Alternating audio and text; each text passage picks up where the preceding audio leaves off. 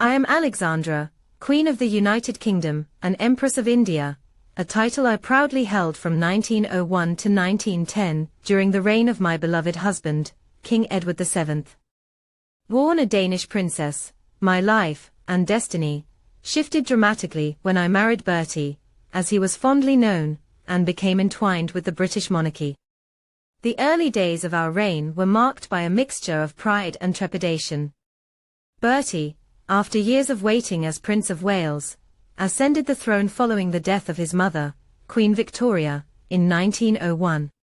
His vision of modernizing the monarchy breathed new life into the institution, and I stood steadfastly by his side, ensuring that our roles as sovereigns reflected dignity, grace, and compassion.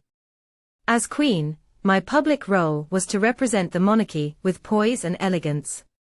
I took great care to support charitable endeavors, focusing on hospitals, orphanages, and initiatives to aid the poor. Despite the demands of royal duties, I always sought to maintain a connection with the people. My visits to hospitals during wartime, particularly during the Boer War, brought solace to soldiers and civilians alike. I was deeply moved by their bravery and sought to bring them comfort, even in the direst circumstances.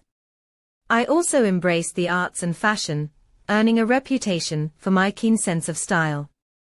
My personal choices set trends across Europe, from my jewelry, notably my love for chokers, to the way I wore my gowns. Yet beyond the glamour, I championed women's causes, advocating for better education and opportunities for girls and young women. Our court was vibrant and cosmopolitan, as Bertie's natural charm and my dedication to hospitality made Marlborough House and Buckingham Palace the heart of Britain's social and political life. Bertie's friendships with foreign leaders strengthened international relations, though his diplomacy was sometimes informal, and I supported his efforts tirelessly. Together, we traveled widely, showcasing the strength and cultural richness of the British Empire. But life as Queen was not without its trials. The weight of public scrutiny was ever present, and I faced personal heartaches that left deep marks on my soul.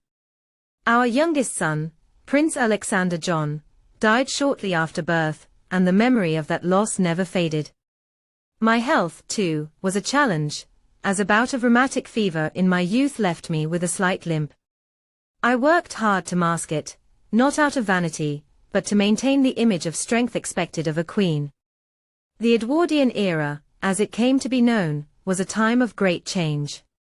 Industrialization, social reform, and shifting political landscapes shaped the world around us.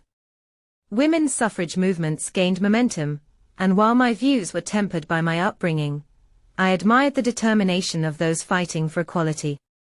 In private moments, Bertie and I found solace in our shared love for our children and grandchildren, despite the complexities of family dynamics within a royal household. Our eldest son, George, took his responsibilities seriously, preparing for the day he would succeed his father. When Bertie fell ill in 1910, my heart broke. The man I had loved and supported for nearly half a century succumbed to his ailments, leaving a void that could never be filled. In his final days, I stayed by his side, whispering words of comfort and love. As his queen consort, I had shared in his triumphs and trials. As his widow, I carried the memory of our shared legacy. Though my years as queen consort ended, I remained devoted to my family and the nation. My time on the throne was but a chapter in the story of my life, yet it was one filled with profound meaning. I am proud to have stood beside Bertie as we navigated an era of transformation, leaving behind a monarchy reinvigorated for the challenges of the 20th century.